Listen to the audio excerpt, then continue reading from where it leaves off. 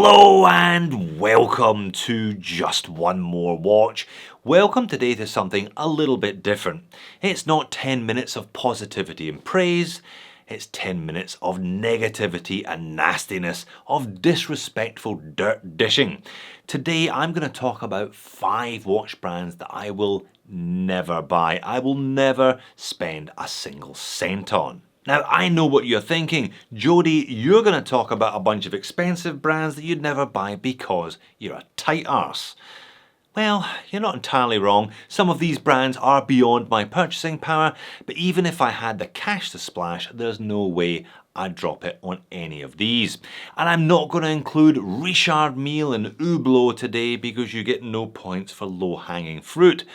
Hublots are generally pretty nasty, and the only people that wear Richard Milles are the people who get paid to wear Richard Milles, which I think speaks volumes. Similarly, I'm not going to talk about MVMT, DW or Vincero or any of the other Instagram trash brands because they're exactly that. Now this is my list, but I would love to hear from you. This is your chance to get nasty in the comment section. Give me your personal list of brands you would never buy. I can't wait to read it. I'm sure it's going to get pretty animated down there today. But I'm also well aware that in making this video there are now 5 brands that I'm unlikely to work with in the future.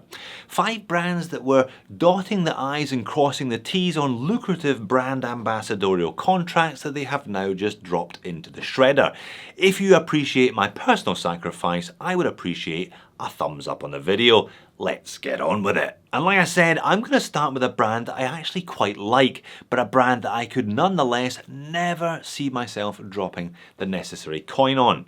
That brand is IWC. Now, I'm a huge petrol head, I'm a massive Formula 1 nerd, and I am both aware of and drawn to brands that support the sport or teams within it. IWC now has a long association with the most successful Formula 1 team of the last 10 years, Mercedes. And their watches have featured prominently on the wrists of Nico Rosberg, Lewis Hamilton, Valtteri Bottas and now George Russell, and yet they still leave me cold. Call me shallow, but if I'm going to drop $10,000 on a watch, I want it to look like I've dropped $10,000 on a watch, and that is the problem with Fliegers. They all look the same. This is what a $10,000 IWC looks like.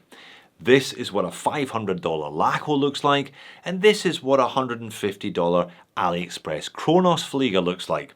You see the problem, don't you? They're all essentially the same. It's not that I find IWC's output unappealing then, it's just that I would really struggle to spend big money on one, even if I had it that is, because the designs don't really belong to IWC, they belong to the Luftwaffe of the 1930s anyway. Another brand with an admittedly more recent Formula 1 association that does nothing for me whatsoever is Bremont. And this is despite the fact that their watches are worn by the GOAT himself, Nicholas Latifi. I just don't get the appeal of Bremont at all.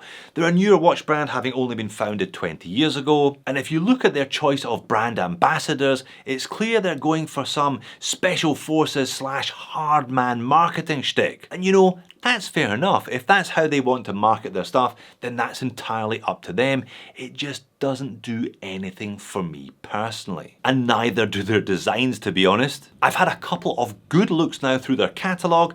I mean, their stuff is okay, but after 2 decades of production, I don't think they've got one iconic signature model in the range, one single watch design that is uniquely, identifiably a Bremont and desirable as such. There are 200 watches in their catalogue and everything looks pretty much the same. There isn't one type of watch, whether it's a diver, a pilot or a chronograph, where I would choose the Bremont over the natural competition, especially considering Bremont's prices do not reflect their lack of heritage and lack of in-house movements. Even their new integrated bracelet watch, which looks like a Bitsa, you know, bits of this, bits of that, cost $9,000 US. Why would I buy a Bremont when I could spend my money on an Omega or a Tudor instead? I just wouldn't. Okay, so those 2 brands I'll never buy happen to be rather expensive brands. Isn't that convenient? What about the more affordable brands then that do nothing for me? Well, there are plenty of them, including Mido. I've only looked at 2 Midos on the channel in 5 years and 850 videos. They were both okay. The Rainbow Diver was a retro reissue, a fun and interesting design, if perhaps a little bit of a novelty item. The other was a GMT. Good value for a Swiss-made GMT. If you shop around, you can find them for less than $1,000 US. But that's pretty much it. There is nothing else in their catalogue of any note or any interest. Just lots and lots of bland, characterless dress / everyday pieces. But you know what? That's okay. I'm not actually supposed to like Mido. Now, when I researched that GMT video, I discovered that Mido are massive in Central and South America. They're positioned by the Swatch Group, of which they are a part, as the entry-level luxury brand for these markets, and they are huge. They have a phenomenal market share in Mexico, for example, with 75% of the entire entry-level luxury sector. That is enormous. Now, the last time I checked, I don't live in Mexico, so I think I can be forgiven for having no interest whatsoever in Mido. I'm not supposed to be interested in them. They aren't meant for me anyway. At number 4 is any brand more normally associated with something other than watches.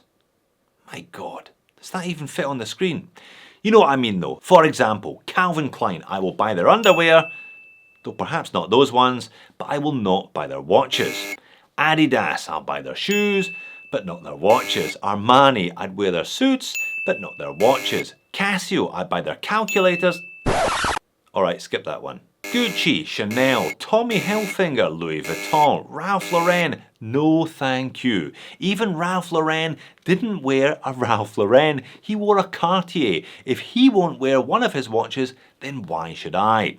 Any brand that is famous for something else, but has decided to make watches to cross-sell to their own customers, has never and is unlikely to ever see any of my hard-earned cash.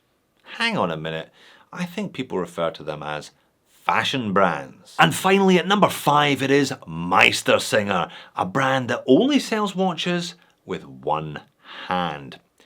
You heard me, one hand. Now I did review a loaner a few years back and I thought it was okay. I said at the time though that the brand was for people who had worked their way through literally every other single brand of watch and type of watch in existence and then woke up one morning with a start to exclaim, I need a watch with only one hand. I'm not there yet. I'll never be there. I don't want to ever be at that point in my collecting journey.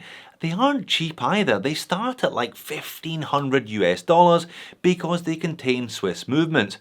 Why? Why would you put a Swiss movement into a watch with only one hand? And I love how they have a subsection in their website labelled novelties, as if their entire range of watches don't fall under that category in the first place. For me, Meistersingers are the end of the road. I don't want the road to end, so none for me. Thank you very much. So there you have it. 5 brands, well, 4 major named brands and a whole bunch of others that I will never buy. IWC are just far too much money for the same design as you can find elsewhere just as nice.